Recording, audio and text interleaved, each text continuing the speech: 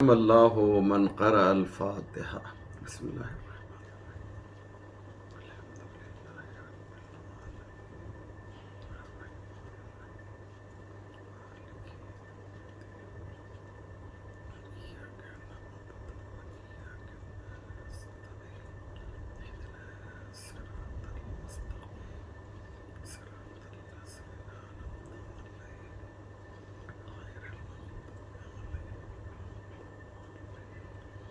لا حول ولا قوة الا باللہ العلی العظیم حسبنا اللہ ونعم الوکیل نعم المولا ونعم النصیر اعوذ باللہ من الشیطان اللعین الرجیم بسم اللہ الرحمن الرحیم الحمد للہ رب العالمین والصلاة والسلام والتحیۃ والاکرام علی سید الانبیاء والمرسلین مولانا ابی القاسم محمد اللہم صل علی محمد وآلہ الطیبین الطاہرین المعصومین المظلومین ولعنۃ اللہ علی اعدائہم اجمعین من یومنا ھذا الی صباح یوم الدین رب اشرح لی صدری ویسر لی امری واحلل عقدۃ من لسانی یفقہوا قولی اما بعد فقد قال اللہ سبحانہ تبارک و تعالی وقولہ الحق بسم اللہ الرحمن الرحیم قد کان لکم آیۃ فی فئتین التقطا فئۃ تقاتل فی سبیل اللہ واخری کافرہ۔ مومنین کرام و ناظرین ذوی الاحترام و عزاداران امام علیہ السلام،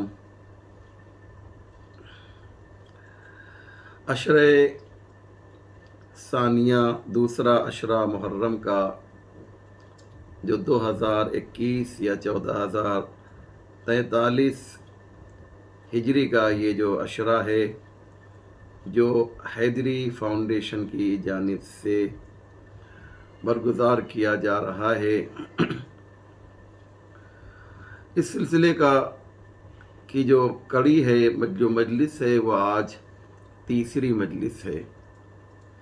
عنوان آپ سب کو معلوم ہے، ان مجالس میں امام حسین علیہ السلام کے کچھ فضائل بیان کیے جائیں گے، ان کے کچھ خطبات پیش کیے جائیں گے، اور امام حسین کا جو سفر کربلا سے مدینے سے کربلا تک ہوا، اور اس کے بعد پھر اہل حرم کا سفر جو کربلا سے کوفہ اور کوفے سے شام اور اس کے بعد پھر مدینہ، یہ ایک مختصر تاریخ جو بہت ہی اہم ہے، جس کا جاننا ہمارے جوانوں کے لیے بالخصوص بہت ضروری ہے۔ انشاءاللہ ان 10 مجلسوں کے ذریعے سے یہ حقائق آپ کی خدمت میں بیان کیے جائیں گے۔ اس لیے میں نے قرآن کریم کی سورہ آل عمران کی آیت نمبر 13 کی تلاوت کی ہے۔ اس میں پروردگار عالم ایک بہت ہی اہم اور بہت ہی جاذب و دلکش گفتگو کر رہا ہے، اعلان کر رہا ہے پروردگار کہ قد کان لکم آیۃ فی فئتین التقطا فئۃ۔ دیکھو، کبھی ایسا ہوتا ہے کہ 2 گروہ آپس میں نبرد آزما ہوتے ہیں، 2 گروپ آمنے سامنے ہوتے ہیں، ان میں سے ایک اللہ والا گروپ ہوتا ہے تو قاتلو فی سبیل اللہ، اور دوسرا وہ ہوتا ہے جو مخالف پروردگار ہے، جو اللہ کا مخالف ہے۔ یہ دو نظریے ہیں، یہ دو گروپ ہیں جو آپس میں مقابلے میں آتے ہیں۔ اللہ کہتا ہے یہ تمہارے لیے ایک طرح سے عبرت ہیں۔ یہ دونوں گروپ محل آزمائش ہیں، یہ امتحان کا ذریعہ ہیں یا آزمائش کا ذریعہ ہیں۔ یعنی کس طریقے سے گویا پروردگار یہ بتانا چاہتا ہے یہ دو گروہ حقیقت میں تمہاری آزمائش کا ذریعہ اس لیے ہیں کہ تم ان دونوں میں سے کس کی طرف جاتے ہو۔ یہ بھی ممکن ہے کہ تم نیوٹرل ہو جاؤ، نہ اس کی طرف نہ اس کی طرف، نہ حق کی طرف اور نہ ہی باطل کی طرف۔ پروردگار کہہ رہا ہے نہیں، ایسا ممکن نہیں ہے، تمہیں ایک طرف تو رہنا پڑے گا، تمہیں حق کا ساتھ دینا ہوگا۔ کچھ لوگ اس کائنات میں، اس دنیا میں ایسے بھی ہیں کہ جب حق اور باطل آمنے سامنے ہوتے ہیں تو وہ بہت زیادہ اسمارٹ بن کر وہ یہ کہتے ہیں کہ ہم تو نہ ان کی طرف ہیں نہ ان کی طرف ہیں۔ آئیے مومنین، زیارت وارثہ کا ایک جملہ میں آپ کی خدمت میں پیش کروں کہ وہ جو تیسرا گروپ ہے اس کے لیے امام زمانہ عجل اللہ تعالی فرجہ الشریف کیا فرما رہے ہیں۔ یہ زیارت وارثہ امام زمانہ کی زیارت ہے۔ امام فرماتے ہیں فلعن اللہ امتاً قتلت کا، ولعن اللہ امتاً ظلمت کا، ولعن اللہ امتاً سمعت بذالک فرضیت بہ۔ اس پر بھی لعنت جس نے آپ پر ظلم کیا ہے، جس نے آپ کو قتل کیا ہے، اور اس پر بھی لعنت کہ جو نہ ادھر رہا نہ ادھر رہا بلکہ نیوٹرل رہا، اور آپ نے جو آواز بلند کی تھی یزید کے خلاف اس میں آپ کا ساتھ نہیں دیا۔ یہ ایک سچائی ہے عزیزو، یہ ایک حقیقت ہے کہ جب بھی اللہ کا کوئی نمائندہ خاص اس زمین پر ہو اور وہ ہمیں آواز دے، ہمیں پکارے اور ہم یہ کہیں کہ یہ دو شہزادوں کی جنگ ہے، ہمیں اس میں جانے کی کیا ضرورت ہے، ہمیں اس میں شریک ہونے کی کیا ضرورت ہے، ہمیں اس میں حصہ لینے کی کیا ضرورت ہے، یہ ان کا آپسی معاملہ ہے۔ یہ جو تیسرا گروہ ہے ہر زمانے میں ان کی تعداد جو ہے بہت ہی زیادہ رہی ہے، اور یہ بہت ہی خطرناک ہوتے ہیں۔ کیوں؟ اس لیے کہ یہ جو تیسرا گروہ ہے ذرا سا بھی کچھ ادھر ادھر ہوتا ہے تو وہ کسی ایک طرف ہو جایا کرتے ہیں۔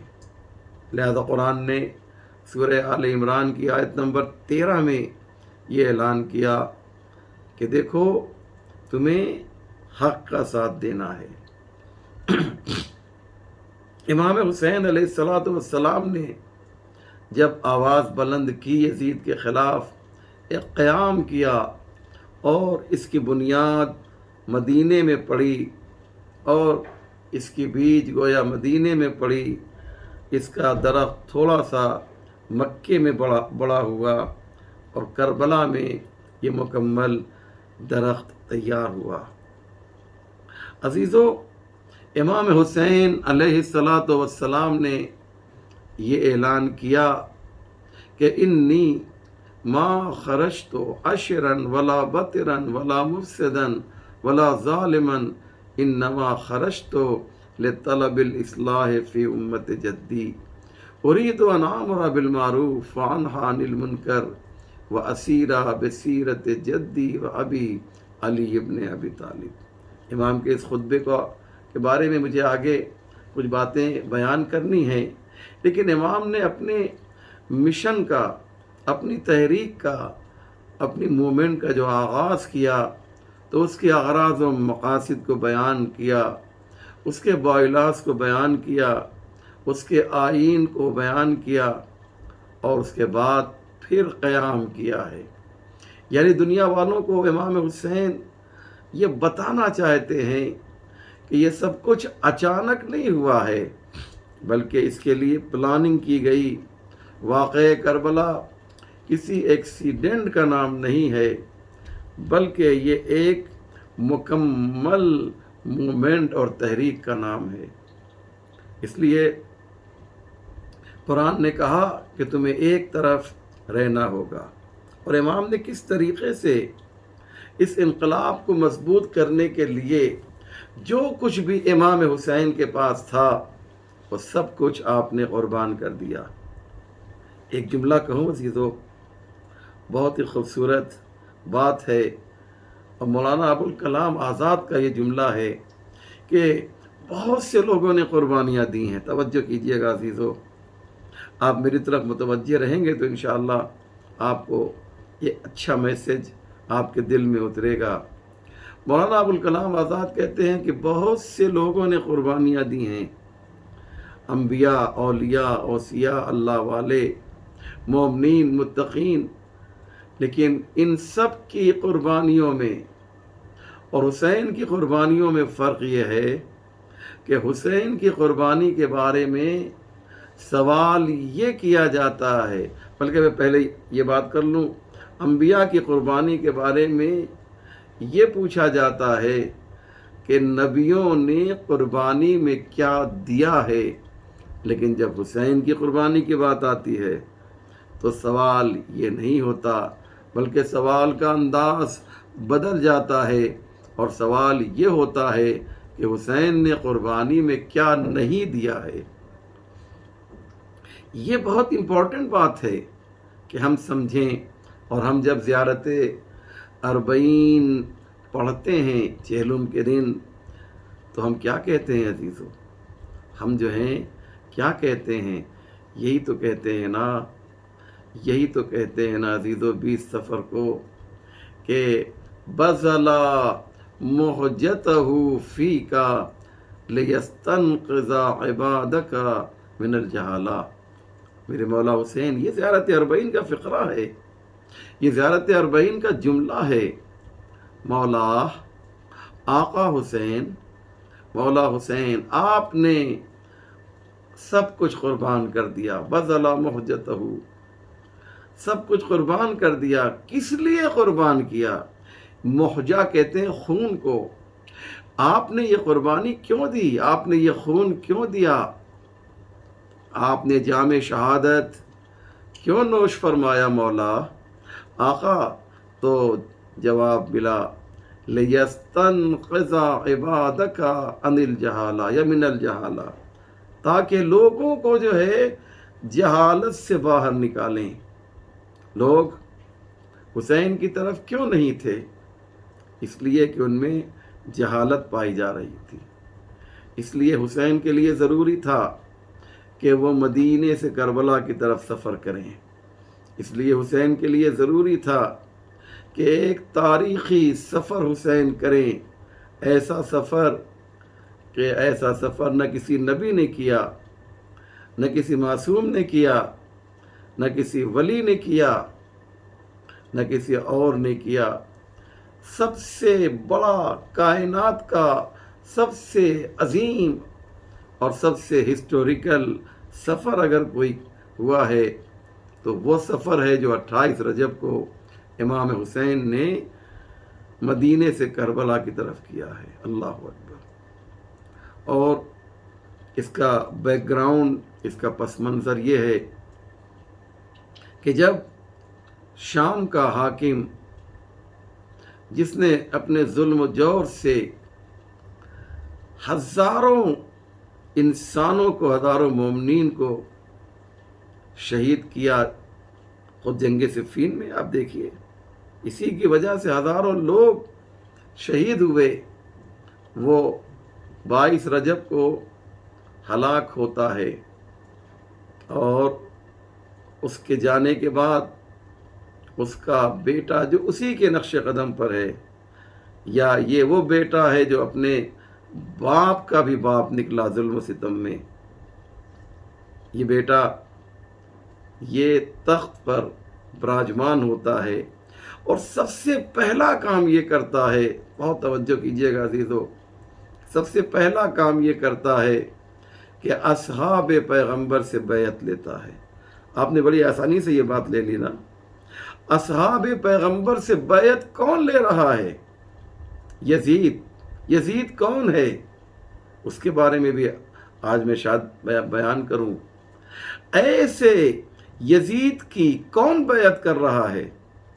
عام مسلمان نہیں، بلکہ صحابی رسول بیعت کر رہا ہے. یا میں جمع کی شکل میں کہوں کہ اصحاب رسول بیعت کر رہے ہیں. اور اصحاب کے بارے میں ایک حدیث تیار کی گئی کہ اصحابی کالنجوم بِأَيِّهِمْ اقتدیتم اہتدیتم. ہمارے اصحاب ستاروں کے مانند ہیں، ان میں سے کسی ایک کی بھی تم پیروی کر لو، ان کو فالو کر لو، ان کے نقش قدم پر چلو، جیسا وہ کر رہے ہیں ویسا تم کرو تو تم ہدایت پا جاؤ گے، نجات پا جاؤ گے. میں عالم اسلام سے ایک سوال کر رہا ہوں، اور یہ تو میں نے تمام مسلمانوں کی کتاب میں دیکھا ہے کہ یزید کی جو بیعت ہوئی ہے وہ اصحاب نے کی ہے.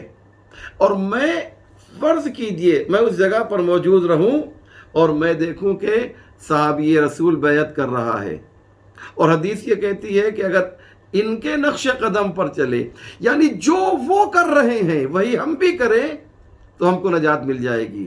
تو میرا سوال یہ ہے کہ جنہوں نے یزید کی بیعت کی ہے وہ صحابی تھے یا نہیں تھے؟ وہ اصحاب تھے یا نہیں تھے؟ انہوں نے بیعت کی. ہم بھی اس حدیث کو سامنے رکھتے ہوئے ہم نے بھی کہا ہم بھی یزید کی بیعت کرتے ہیں، تو کیا ہم کو نجات مل جائے گی؟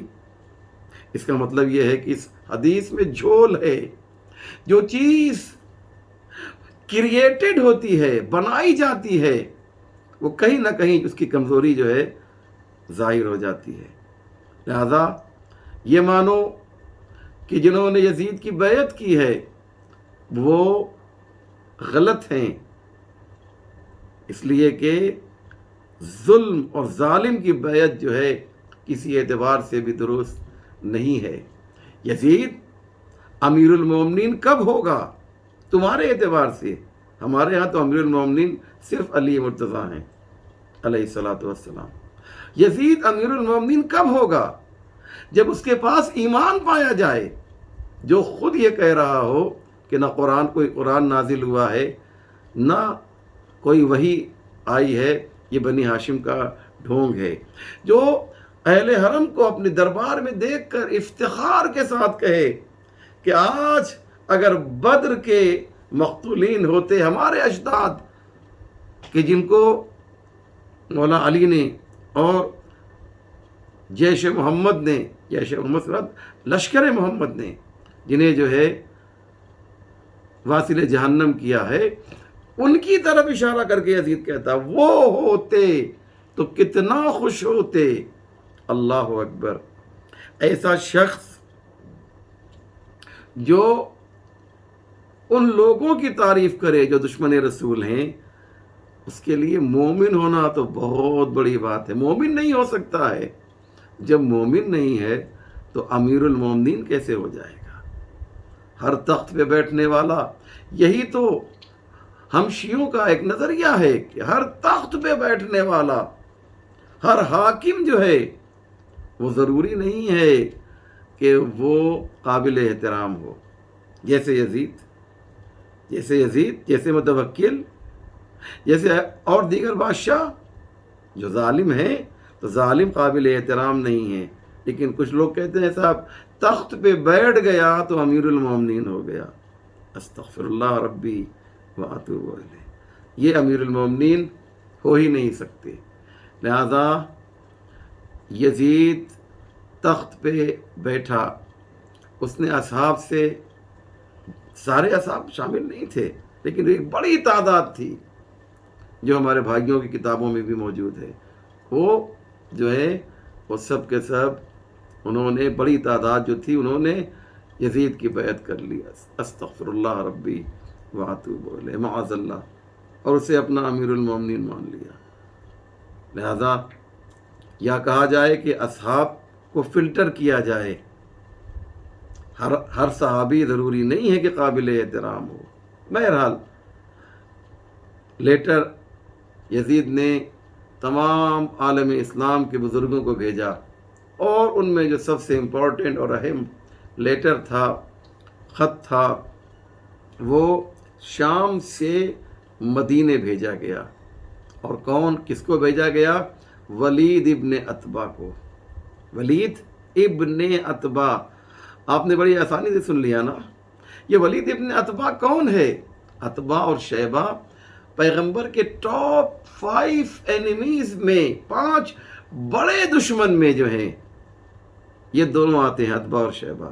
اسی عتبہ کا بیٹا جو ہے ولید ہے۔ آپ ذرا تصور کیجئے سیدنا محترم، عتبہ کا بیٹا جو ہے یہ ولید ہے، اور یہ ولید جو ہے اس کو گورنر بنایا گیا، اور اس کے بعد اس کے پاس لیٹر آیا، اس کے پاس خط آیا یزید کا۔ خط میں کیا لکھا ہوا تھا؟ خذ الحسین وعبد اللہ ابن عمر وعبد اللہ ابن زبیر اخذا شدیدا لیست فیہ رخصۃ حتی یبایعوا۔ کیا لیٹر ہے؟ سنیں ترجمہ سنیے عزیزو۔ یزید کہتا ہے حسین سے بیعت لے لو، اور عبداللہ ابن زبیر اور عبداللہ ابن عمر سے شدید طریقے سے، نرمی دکھانے کی ضرورت نہیں ہے، سختی کرنے کی ضرورت ہے، اور ان کو جو ہے مہلت دینے کی بھی ضرورت نہیں ہے۔ جب یہ لیٹر آیا تو ظاہر سی بات ہے کہ ولی رمی شناسد، ولی کو پہچانتا ہے۔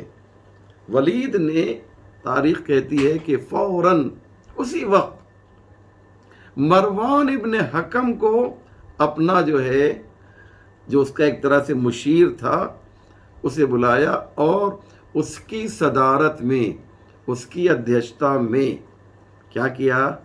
ایک میٹنگ کی، اور کہا کہ صاحب یہ لیٹر آیا ہے یزید کا، اور پوری داستان بیان کی۔ مجھے اس کو بیان نہیں کرنا، الحمدللہ آپ مجلسی لوگ ہیں، وہ تمام باتیں جانتے ہیں۔ یہ مشورہ دیا مروان نے کہ ابھی فوراً امام حسین کو دربار میں بلایا جائے۔ اس کا ایلچی، اس کا سفیر جاتا ہے ولید کا، اور امام حسین اس وقت مسجد میں تھے۔ مسجد میں جب گئے، یہ گیا اور امام سے کہا کہ صاحب آپ کو بلایا گیا ہے اور فوراً آپ کو آنا ہے، تو وہاں پر ایک صاحب تھے، انہوں نے کہا کہ اس وقت آپ کو گورنر مسجد میں دربار میں بلا رہا ہے۔ تو امام نے ایک جملہ کہا، سنیں، میں نے کہا نا وہ تمام باتوں کو میں چھوڑ رہا ہوں جو عام طور سے علماء خطبہ و ذاکرین پڑھتے ہیں۔ امام حسین علیہ السلام نے، یہ ہسٹری ہے جو میں پڑھ رہا ہوں، یہ تاریخ ہے جو پیش کی جا رہی ہے آپ کی خدمت میں۔ امام نے مسجد میں ایک جملہ کہا، انا طاغیتہم قد ہلک۔ اللہ اکبر۔ امام کہتے ہیں کہ جو ان کا، یعنی بنی امیہ کا جو طاغوت تھا وہ ہلاک ہو گیا ہے۔ طاغوت کسے کہتے ہیں؟ طاغوت کہتے ہیں ظالم و جابر بادشاہ کو۔ انا طاغیتہم قد ہلک، یہ جو طاغوت ہے یہ ہلاک ہو گیا، طاغوت ان کا بنی امیہ کا ہلاک ہو گیا۔ پھر امام حسین نے کہا، سمجھ گیا آپ نا بنی امیہ کا طاغوت کون ہے؟ پھر امام حسین نے کہا کہ میں نے کل خواب میں دیکھا ہے کہ معاویہ کے گھر سے آگ کے شعلے بلند ہیں، اور ممبر جو ہے وہ سرنگون ہو گیا ہے۔ شاید یہ وہی ممبر ہو کہ جس ممبر پہ مولا کائنات کے خلاف باتیں کی جاتی تھی، ان کو برا بھلا کہا جاتا تھا، ان کو سب و شتم کیا جاتا تھا۔ یہ منبر جو ہے یہ کیا ہو گیا ہے؟ سرنگوں ہو گیا۔ مروان نے کہا کہ حسین کو دعوت دو، حسین کو بلاؤ۔ مروان جو ہے اس نے کہا کہ بلایا جائے حسین کو۔ مروان کون ہے اس کے بارے میں بتا دوں میں آپ کو۔ مروان یہ مدینے کا گورنر رہ چکا ہے، یہ ذہن میں رکھیے گا، یعنی ولید کا ایک طرح سے کہا جائے باس ہے، یا ولید کا ایڈوائزر ہے، اسے مشورہ دے رہا ہے۔ انا امام نے جب یہ سنا تو امام نے کہا ٹھیک ہے میں آتا ہوں، اور آپ بنی ہاشم کے شیروں کو لے کر آپ جو ہے دربار میں جاتے ہیں، اور وہاں پر یہ بہت سے لوگ بیٹھے ہیں، اس میں جو قابل ذکر نام تاریخ نے بتایا جن کا نام تذکرہ ہے، اس میں مروان ابن حکم بھی موجود ہے۔ اور اس کے بعد جو ہے اس نے کہا کہ یہ خط آیا ہوا ہے اور یزید حاکم بن گیا ہے، اس کا باپ جو ہے دنیا سے چلا گیا، وغیرہ وغیرہ، یہ تمام باتیں جو ہیں اس نے کہیں۔ اور امام علیہ السلام نے کہا کہ ٹھیک ہے، بیعت جو ہے اس طرح سے نہیں ہوتی ہے۔ اور اس کے بعد جب امام جانے لگے، عزیزو امام جانے لگے تو مروان کہتا ہے، اللہ اکبر، سنیں عزیزو، مروان کہتا ہے کہ اگر اس وقت حسین تمہارے پاس سے چلے گئے تو پھر جو ہے وہ تمہارے ہاتھ آنے والے نہیں ہیں۔ جملہ سناؤں آپ کو، امام نے کیا کہا؟ جب امام یہ بات کہی مروان نے، تو امام نے کہا یبن الزرقا انت تقتلنی ام ہوا کذبت و اسمت۔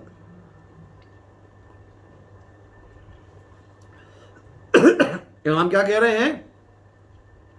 یبن الزرقا، اے نیلی آنکھ والی عورت کا بیٹا،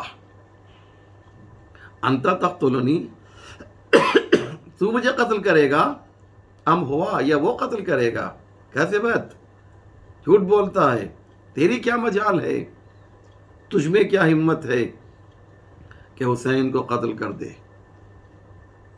اور اس کے بعد امام کی جب یہ آواز بلند ہوتی ہے، عزیزو، امام کی جب یہ آواز بلند ہوتی ہے تو تمام امام کے جو جوان تھے، جو رشتہ دار تھے، جو بنی ہاشم سے تعلق رکھتے تھے، وہ ننگی تلوار لیے ہوئے دربار میں آ گئے۔ یہ بات تو آپ کو معلوم ہے، لیکن اب امام نے وہیں پر ایک جملہ کہا، میں چاہتا یہ ہوں کہ اسے آپ جو ہے سنیں، اور امام کے تمام خطبوں میں اس خطبے کو بہت زیادہ مجلسوں میں پڑھا جاتا ہے۔ میں صرف اشارہ کروں گا، تفصیل میں جانے کا وقت اس وقت میرے پاس نہیں عزیزو۔ امام نے کہا کہ ایھا الامیر، اے گورنر، انا اہل بیت النبوہ، جانتا ہے تو حسین کے بارے میں، جانتا ہے حسین کون ہے؟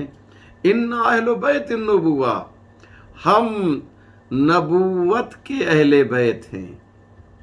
ایک بزرگ عالم نے بڑی پیاری بات کہی یہاں پہ کہ کیا کہا؟ انا اہل بیت النبوہ،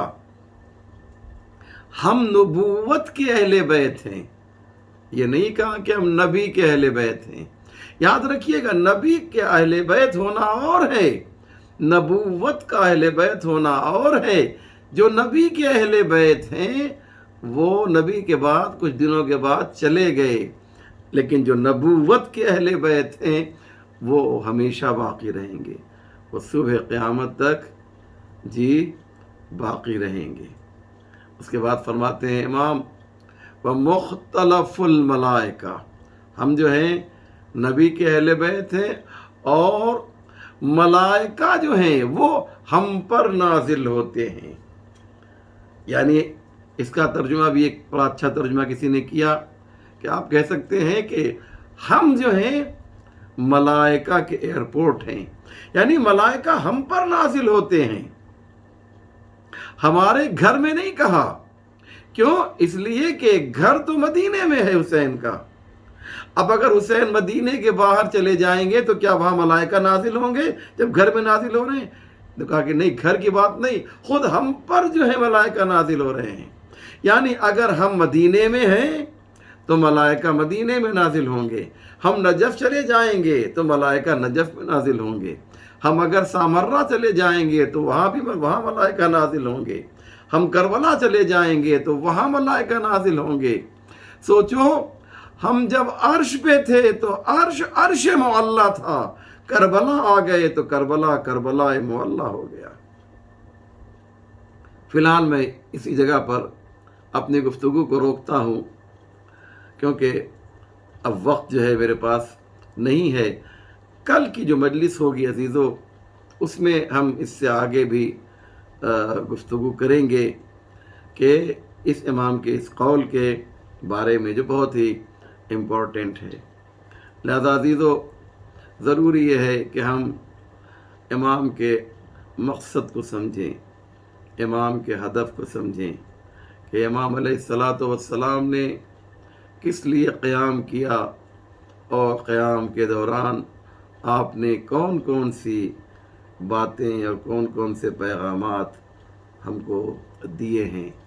یہی تو مقصد ہے مجلس حسین کا، یہی تو مقصد ہے عزاداری حسین کا۔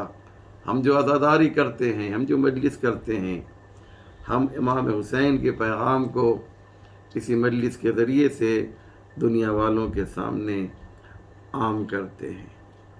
ہاں عزیزو،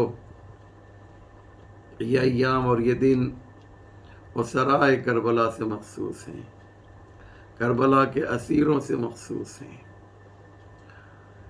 میں نے کل جو باتیں کہی تھیں اسی کو اور آگے بڑھاتا ہوں۔ یہ قافلہ جو 11 محرم کو کربلا سے کوفے کی جانب چلا ہے، جو لوگ کربلا گئے ہیں انہیں معلوم ہے کہ کوفہ اور کربلا جو ہے بہت زیادہ اس کا فاصلہ نہیں ہے عزیزو، لیکن قافلے کو جو ہے شہر کوفہ کے باہر، کوفہ شہر تھا، کربلا تو ایک جنگل تھا جیسا کہ آپ سب سنتے رہتے ہیں۔ اب کربلا ایک اچھا سا شہر ہو گیا ہے، اور کوفہ بھی کربلا کا ایک پارٹ ہے، ایک حصہ ہے۔ چنانچہ عزیزو، امام حسین کے گھر کے اہل حرم کربلا سے 11 محرم کو چلتے ہیں، اور 12 محرم کو کی صبح کو جو ہے انہیں کوفے میں داخلہ ملتا ہے۔ کیوں؟ اس لیے کہ یہ لوگ شاید 11 محرم کی دوپہر کے بعد چلے ہوں، تاریخ میں کچھ لکھا نہیں ہے، لیکن اتنا ضرور لکھا ہے کہ یہ قافلہ شہر کوفہ کے باہر روک لیا گیا۔ اللہ اکبر! اور جب جناب زینب نے کسی سے معلوم کیا تو یہ جواب ملا کہ چونکہ رات ہو گئی ہے، اور ابن زیاد کا حکم یہ ہے کہ اہل حرم کو جو ہے وہ رات کی تاریکی میں شہر کوفہ نہیں لایا جائے گا، بلکہ دن کے اجالے میں لایا جائے گا۔ مجھے یہاں پر ایک اور واقعہ، ایک اور تاریخ نظر آ رہی ہے کہ یہی زینب ہیں، امام علی، مولا علی علیہ السلام نے اپنے دارالحکومت کو مدینے سے منتقل کر کے کوفے میں منتقل کیا، مدینے سے کوفے منتقل کیا دارالحکومت کو عزیزو۔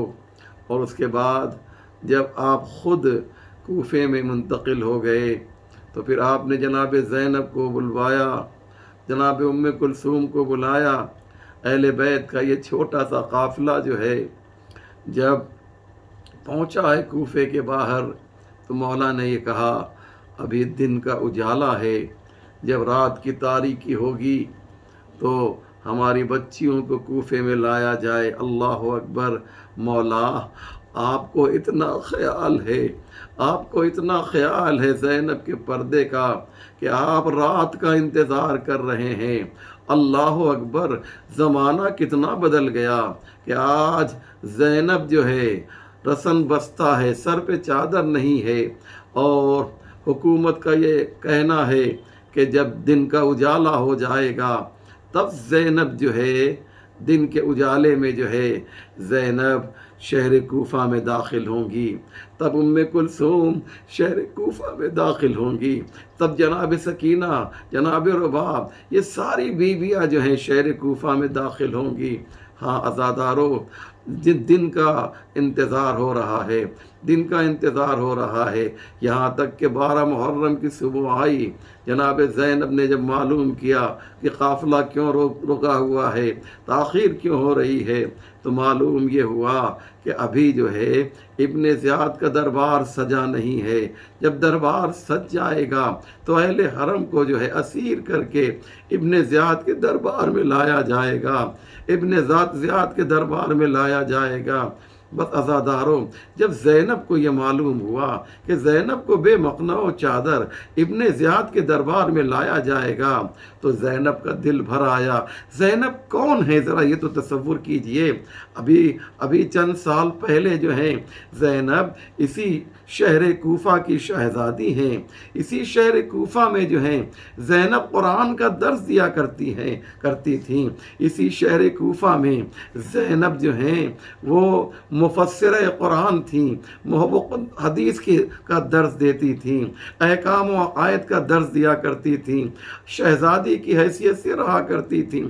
ہائے زینب اب اتنی جو ہے بے کس ہو گئی ہے کہ بے مقنع و چادر زینب کو ابن زیاد کے دربار میں آنا ہوگا۔ بس عزادارو، جناب زینب کا دل بھر آیا، جناب زینب کا دل بھر آیا، اور جناب زینب نے جو ہے ایک مرتبہ کہا، فضہ جا کر شمر سے کہہ دو کہ ٹھیک ہے، ہم ابن زیاد کے دربار میں جانے کے لیے تیار ہیں، ابن زیاد کے دربار میں جانے کے لیے تیار ہیں، لیکن اتنا کر دیا جائے کہ ہماری جو چادریں چھین لی گئی ہیں وہ چادریں ہمیں واپس کر دی جائیں۔ زینب نے جب یہ جملہ کہا، جناب زینب نے جب یہ جملہ کہا، فضہ گئیں شمر سے کہا، شمر جواب دیتا ہے، جا کر اپنی شہزادی زینب سے کہہ دو کہ انہیں بے مقنع و چادر ننگے سر ابن زیاد کے دربار میں آنا ہوگا۔ بس عزادارو، جناب زینب نے ایک مرتبہ آواز دی، بیبیوں آؤ زینب کے قریب آ جاؤ، ام کلثوم زینب کے قریب آؤ، رقیہ زینب کے قریب آؤ، سکینہ زینب کے قریب آؤ، رباب زینب کے قریب آؤ۔ فضہ ایک ایک بیوی کو بلایا، ایک ایک بیوی کو قریب کیا اور کہا، دیکھو ہمیں یہ منظور نہیں ہے کہ ہم ابن زیاد کے دربار میں بے مقنع و چادر جائیں۔ علی کی بیٹی، علی کے گھر کی بیٹیاں، علی کے گھر کی خواتین ابن زیاد کے دربار میں بے مقنع و چادر جائیں، یہ کیسے ممکن ہے؟ یہ ممکن نہیں ہے۔ ہاں عزادارو، جناب زینب کہتی ہیں، بیبیوں ہم ان ظالموں کے لیے بد دعا کرتے ہیں، تم آمین کہنا۔ زینب نے اپنے ہاتھوں کو بلند کیا اور بد دعا کرنا چاہتی تھی کہ زینب کی نگاہ حسین کے کٹے ہوئے سر پر پڑ گئی۔ کیا دیکھا زینب نے؟ کیا دیکھا؟ حسین کے آنکھوں سے آنسو جاری ہیں۔ زینب تڑپ گئی، اے بھیا کیا کوئی تازہ مصیبت آن پڑی ہے جو اس طریقے سے گریہ کر رہے ہو، جو اس طرح سے آنسو بہا رہے ہو؟ جناب زینب نے جب یہ پوچھا تو ایک مرتبہ کٹی ہوئی گردن سے آواز آئی، اے بہن زینب ہماری محنتوں پر پانی نہ پھیرو، ابن زیاد کے دربار میں ننگے سر چلی جاؤ۔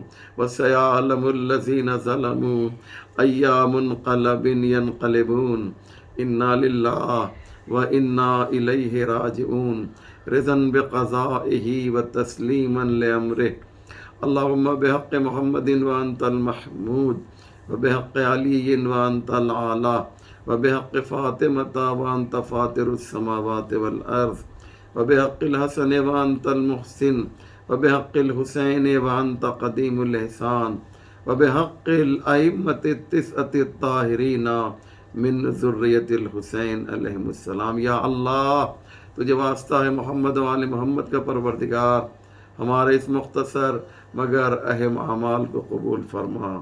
یا اللہ ہمارے عاصموں کو رومال فاطمہ زہرا میں جگہ عنایت فرما، ہم میں جو بیمار ہیں انہیں شفا عنایت فرما، جو حج و زیارات کے مشتاق ہیں انہیں حج و زیارات سے مشرف فرما، پرچم اسلام کو سربلند فرما، پرچم کفر و نفاق کو سرنگو فرما، ہمارے امام کے ظہور میں تعجیل فرما، ہم سب کو ان کے اعوان و انصار میں شمار فرما۔ ربنا تقبل منا انک انت السمیع العلیم۔